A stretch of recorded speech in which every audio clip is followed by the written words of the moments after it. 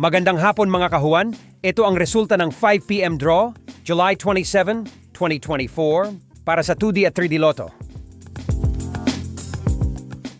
Para sa 2D Lotto result 5 p.m. draw, 18, 20, in exact order. Ito naman ang resulta sa nakalipas na 3 araw ng 2D Lotto, 2 p.m., 5 p.m. at 9 p.m. results.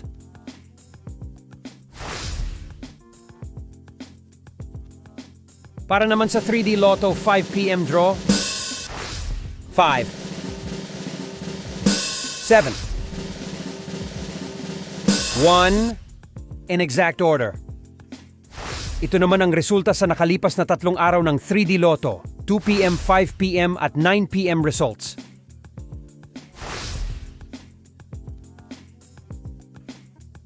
Paano kunin ang inyong napanalunang premyo sa Lotto? Isulat ang iyong pangalan at lagdaan ang likod ng iyong mga nanalong tiket bago kunin ang iyong premyo. Ang mga premyong nagkakahalaga mula 20 pesos hanggang 10,000 pesos ay maaaring kunin sa anumang autorisadong Lotto outlet o sa mga sangay ng PCSO sa inyong lugar. Ang mga premyong mula 10,001 pesos hanggang 300,000 pesos ay maaaring kunin sa mga sangay ng PCSO sa inyong lugar o sa PCSO Main Office, 2nd floor, Sun Plaza Building, 1507 Shaw Boulevard, Kanto, Princeton Street, Mandaluyong City, 1552.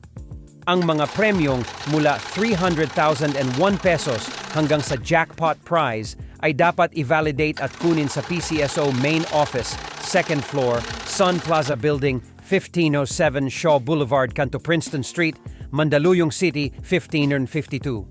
Para sa sistema ng pagbabayad ng premyo, pakitingnan ang price payout chart.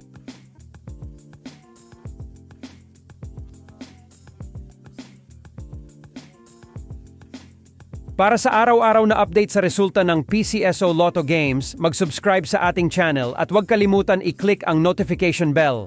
Maraming salamat mga kahuwan.